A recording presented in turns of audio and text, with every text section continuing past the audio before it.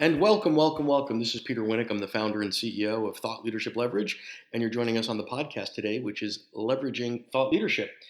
And today, my guest is John Jenks. John's a rock star in this space. I've been following John's work for longer than I care to admit, probably at least 15 years, maybe longer. So I'll give you his official bio, and then I'll give you some more accolades. So John's a marketing consultant. He's a speaker, and he's the author of Duct Tape Marketing, Duct Tape Selling, The Commitment Engine, SEO for Growth, and the Referral Engine. He's the founder of the Duct Tape Marketing Consultant Network.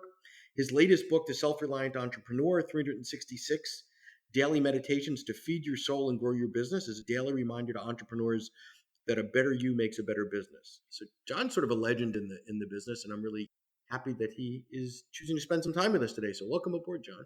Well, thanks, Peter. So, John, you've got a bit of a different model than most, where you've got a network of consultants and lots of speakers speak in order to generate direct consulting business, but you've now packaged sort of the models, the frameworks, the methodologies underneath your consulting process and have others doing the delivery through the network. So tell me sort of why you made that choice, how that works for you, the good, the bad, the ugly behind it. Yeah, well, it works on a couple of levels. First off, I kind of backed into it. In other words, I was selling a course. I was doing some consulting, but I was also doing a lot more speaking and writing. And so not really finding the time to do the consulting. I didn't want to build a large organization. Right.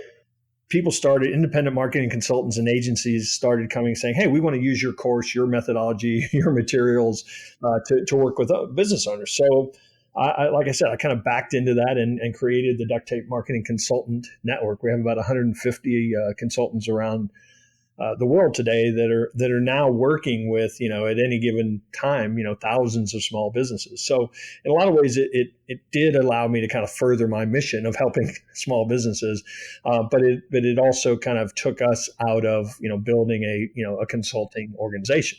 The good, bad, the ugly. The good is, I've got, ambassadors.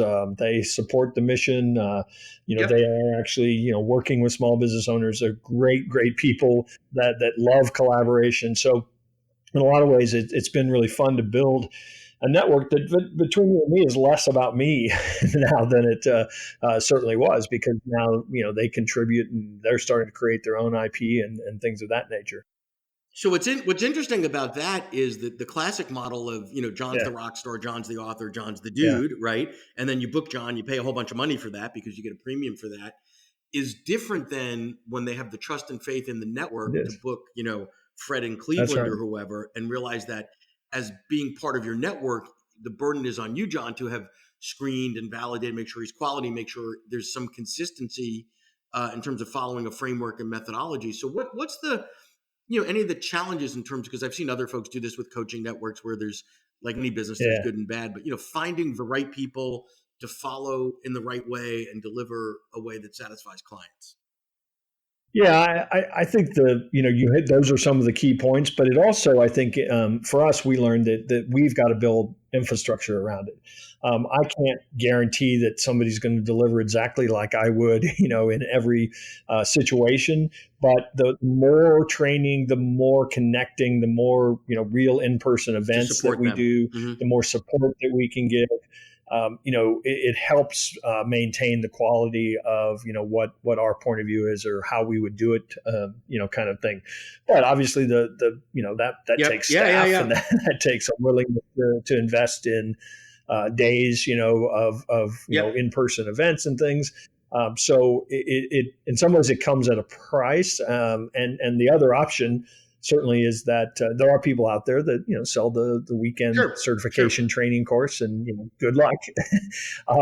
Where I think those have a bigger challenge is I think it's harder to build true momentum with those, but also you really give away there is no quality control. You're not putting your name on that necessarily. Exactly. And I would also say, from an organizational perspective, you need to change your focus and say, yes, we care about the end user, right? The guy that's got the mid-cap company in Denver, we're going to help. But actually, we're of service to these consultants to make them successful, and we have to support them. So you have to sort of change sort of what you're doing and how you're doing it, what their needs are, and how you can help them from a marketing, branding, and making them successful. Completely. And between you and me, that's a lesson we had to learn. Who's the Yeah, I customer, mean right? that Yeah. came over time because when I first started the network, as I said, it was kind of like, oh, sure, here's another arm of the organization, but we're still out here promoting our products and services, and it's almost like we've got this channel, but now we're competing with the channel, and so Yeah, that's a yeah, problem. that Right. causes a little bit of grief, but you're absolutely right. The network, the members of the network, if we can make them successful, our job of getting more of them and all those things just gets a lot easier. I'm really, really excited today to speak to our guest. Our guest is Jonah Berger, who sort of needs no introduction, but I'll give him a brief one anyway. So, Jonah is a marketing professor at Wharton. He's an internationally best-selling author of Contagious, Invisible Influence, and The Catalyst. Contagious was meant in a different context than the coronavirus world we're unfortunately living in. He's a world expert on change, word of mouth influence, consumer behavior, and how products, ideas, and behaviors catch on. He's published a bunch of articles, New York Times, Harvard Business Review, etc. And without further ado, I'd like to welcome Jonah on with us today. Thanks so much for having me. Let's talk about speaking just for a couple of minutes there, because that's always a topic that's of interest to people. So, speaking to some that haven't been there yet is, it's appealing, it's sexy, it's profitable, it looks glamorous, et cetera, et cetera. And while it must be easy to just get up on stage and get paid a whole lot of money to, do talk about what you love for an hour, is that exactly how it looks? I wish it was that glamorous. Just let me know when it's that glamorous. I'll sign up. It sounds like an advertisement for speaking, almost like when you see an advertisement for an airline, everyone looks happy, the bags are on time, and then your real life experience is quite different. Yeah. There are a lot of really fun parts about speaking. I love meeting and working with different industries. Mm-hmm. I love answering questions. That's actually my favorite thing Really? to do. Yeah, because you really get to connect the material to where people are and what they're wrestling with. Mm-hmm. But there's also a lot of less fun parts. The travel's not particularly fun. Saying the same thing sometimes for not the first or second time can get old a little bit. And I also think it's a different style of presenting ideas. It's really about thinking, how can we be both entertaining and engaging, but also really provide valuable information in a short time slot.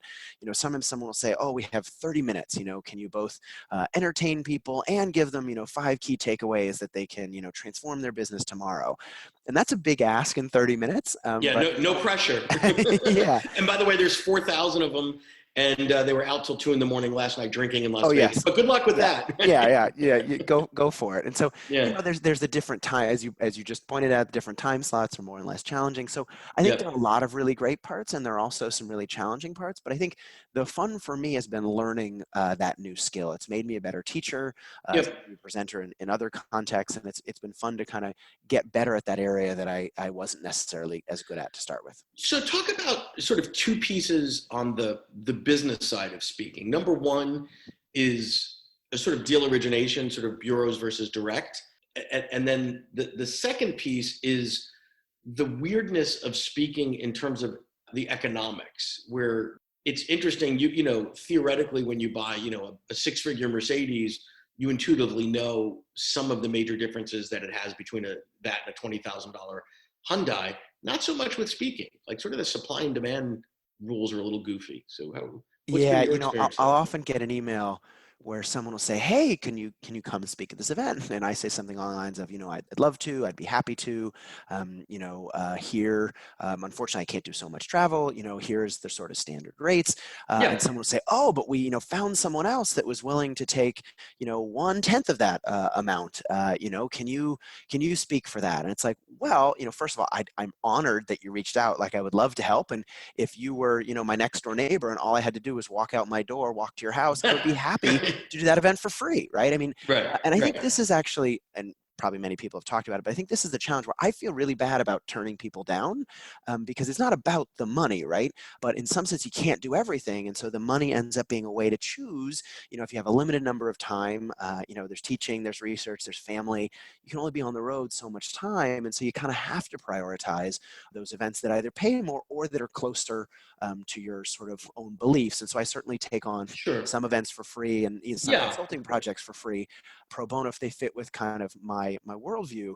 But the challenge is, when someone reaches out, when you've kind of tapped out that bucket and they say, well, why should we take you rather than someone else? You kind of say, well, it's really up to you. I think Yeah, I add a lot of right. value, and my clients believe I add a lot of value. Talk to them, but at a certain point, if you think that someone that's 1/10 of the cost is going to provide this amount of value, it's really up to you.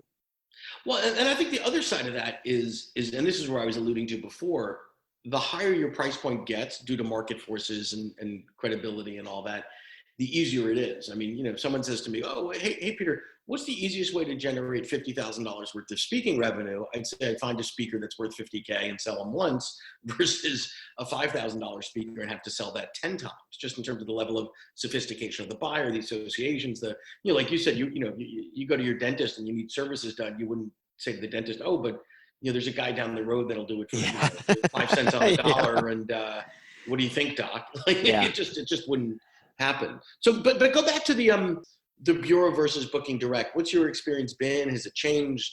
Sort of where do deals originate from for you? Yeah, so most deals originate through the bureau. I get some direct that I then manage and then kick them back a portion Sure. of that. And, have been generally happy with them over the years. Obviously, any relationship can be a little bumpy. There are Sure. better Yep. patches and there are worse patches. But I think the one thing that I've seen loud and clear is that they have to understand you and the value you're providing and how you can help clients. And I think that's really on you as a speaker. I think early on I had this notion of, I'll just be on their list of folks. And Yeah. if I have a good relationship with the management team, that'll get events. But, you may have a great relationship with the management team, but it's not the management team that's selling you, right? It's the So individual salespeople. I think that's a key piece because people, to me, one is the market's changed and more businesses being booked direct. That's just the market. Anytime there's an intermediary involved, the internet's going to sort of make that job more difficult. However, the bureaus are important, but I think you have to look at that as sort of a 1-2 punch. Is step one, invest in building that sales channel for you, getting the listings, getting up there, et cetera. But then underneath that, if you're just going to sort of be passive and say, "Oh, but I'm, my smiling face is on 8 websites, that must be doing the work," right? Underneath that, how many agents do they have? And it's where the rubber meets the road to say, can you develop an actual real relationship, like pick up the phone and call and talk to and communicate with the agents and help them help you? I mean, it sounds a little soft, but like teach them the bullet points that they need to bring to the table to explain to a client when they see these things, Jonah's the right guy to pitch, right? So that's where the difference is made in my experience. Yeah, certainly. And, I teach marketing at the Wharton School, so I think a lot about the customer. And this Yep. is, again, a situation where, understanding the customer, understanding what those customer needs are. Even as a speaker, I always assumed, really where you add value is giving a great speech on stage. And I soon learned that, yeah, that's some of the value to the Yeah. attendees, but your other customer is the meeting planner.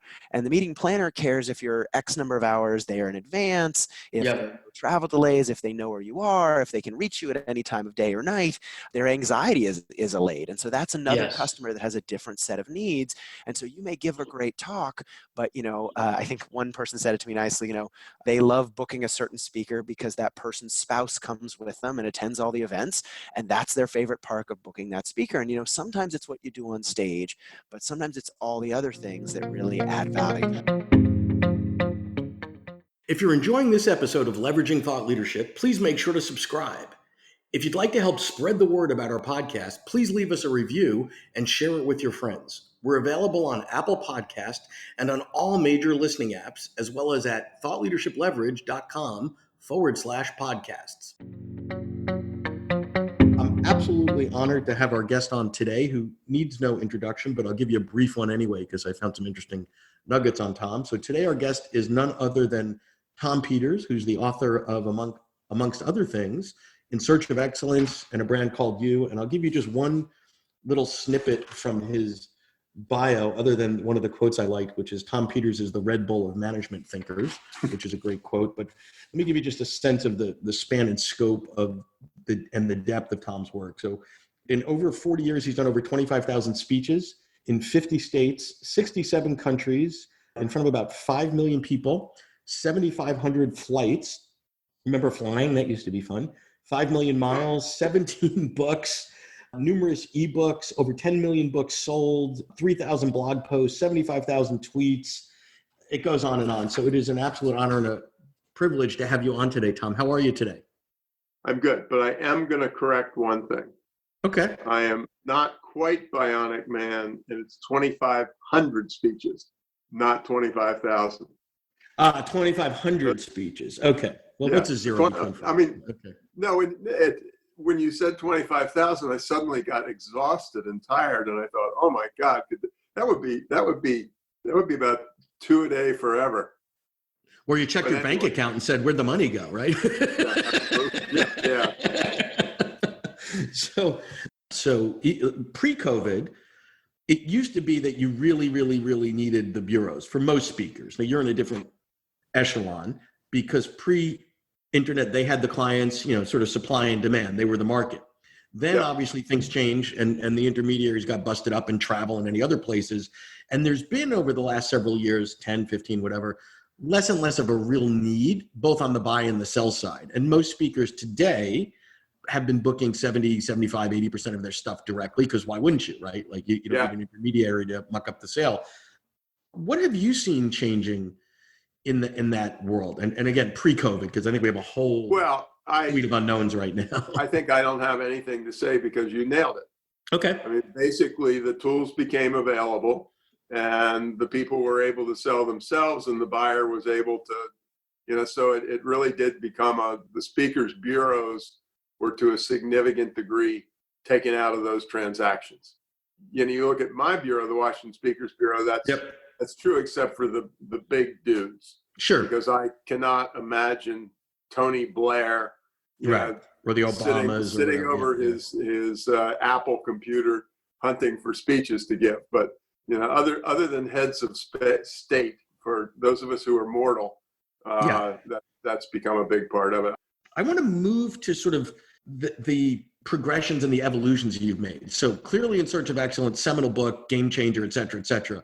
But many people put out sort of one thing and beat that drum in perpetuity. You have been clearly prolific, probably an understatement, right? And you have moved from not genre, but different things have interested you and you've gone big. So I remember when the cover of Fast Company landed on my desk when it was a magazine, if you're under 35, Google magazine, and they used to come in the mail. And it was the brand You, and it was this big, bold, sort of looked like Tide. And that was a game changer, totally different than In Search of Excellence. So how did you, fast forward whatever the time to 15, 18 years, how did you birth that? Because that was a huge success in and of itself. The honest answer is I don't have a clue. Here's what I will give myself. Well, a couple things. Nothing ever has an easy answer. All the people who did what I did for a living back in '82 wrote about manufacturing companies. And it was manufacturing.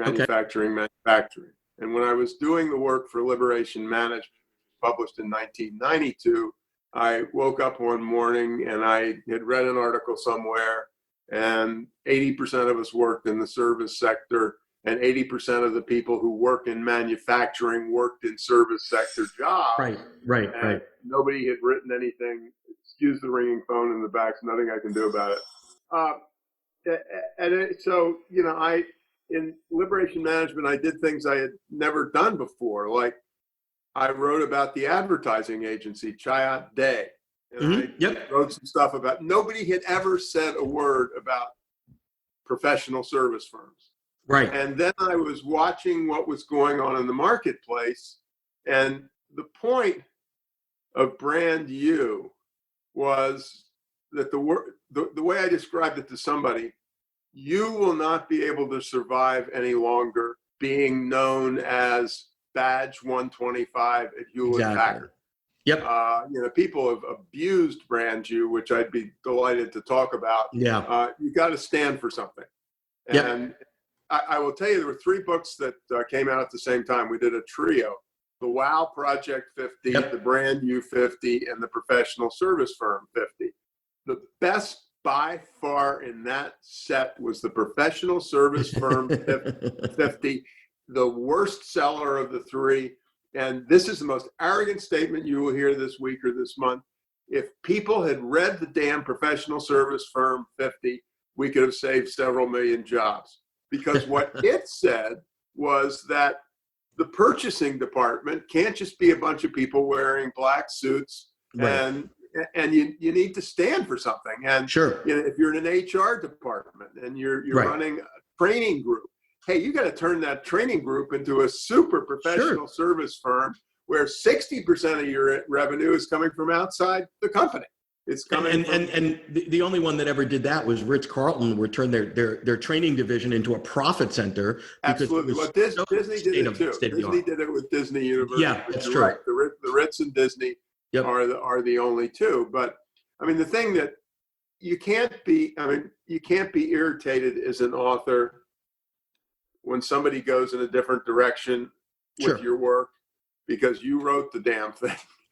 But the annoying thing, and I do get why people would make this interpretation. The annoying thing is people who think that brand you is about self-marketing. And so that's where I wanted to go with you today. That's bullshit. So I think I said to somebody, just let me do this and then I'll come back to that. I said it's the antithesis of it's self-marketing, but it's not. It's self-marketing because I go to lunch with you. Yep. And then you ask me to do something for it. It's who has the best network horizontally. And it's not who is pushing their idea. Yeah. I said, the magic of self-marketing is the quieter you are, the better off you are. It's, totally. You've got a friend, Bud, and Bud's starting a new project. And you say that, and he's talking to you about it, and there's some little thing, and you think it matches up with what I do, and you say, I worked with this guy, Tom Peters, for 2 months, and he absolutely is the most unassuming, hardworking, intelligent guy around, and that's the way it works. It's word of mouth horizontally. And so when people called me the self-marketing guy, I want to punch them, even though it's my fault. I think so. I have two thoughts I want to sort of play with you. I think there's a group of folks that took that message and just didn't get it. And their interpretation, let's call them the idiots, whatever, was, oh, that means I'll wear a purple bow tie or green suspenders, or I'll be the goofy guy that always brings donuts to the meeting. And that's my brand. Now, that's not a brand. That's a shtick, Yeah. And there was a lot of people that said, oh, my personal brand will be I'll hand out green pens. Like, it's stupidity, right? And this is where I see it today, and I'd love to get your take on it. I think personal branding, because now that's been 20 some odd years, has evolved, and there's been a path that has gone sort of the purple pen route and make it sticky. But where it's evolved somewhat intellectually is into thought leadership, where people realize that the way to actually be known is having deep expertise in a domain. And by the way, it's transportable across your career. So you could be a junior analyst at Company X today and start doing interviews and writing and pocket whatever. And that goes with you, and that goes with you, and that goes with you. So I think thought leadership actually stands on the shoulders. No, I agree with that, because, when you first started talking and I held off and didn't interrupt, I was thinking, I wasn't using the same language, but I was thinking the definition of a brand you is somebody who is busy as hell, but at the same time, they're taking 3 online courses from MIT to learn more about their trade and prepare themselves better. And they are reading everything they can get their hands on, but they are working on their intellectual shtick, if you will. Exactly. Really knowing something and knowing it cold and so on. And I don't think that's, again, let's not go wacko on this. I'm going to still sign you up to work for me because I find you to be a decent, honest, interesting, So the personality trait stuff is at least a tiebreaker. Look, when I started this stuff, we started a little group at McKinsey around the In Search of Excellence stuff. And it was organizational effectiveness practice, because you talk about practice in accountancy or what have you. It's now about 50% of McKinsey's business. But my reason for saying that, if you had said to somebody, are you growing your IP? They would say, no, this year I'm doing daffodils. Nobody knew the term IP. Nobody talked about intellectual property. I mean, it was obviously there, but it wasn't, what's happened with your IP? Is your IP gone up? And Yeah, right. That was not the the crux of the issue. And now, if your intellectual capital or intellectual property or whatever is not going up, you're toast. To learn more about Thought Leadership Leverage, please visit our website at thoughtleadershipleverage.com. To reach me directly, feel free to email me at peter@thoughtleadershipleverage.com. And please subscribe to Leveraging Thought Leadership on iTunes or your favorite podcast app to get your weekly episode automatically.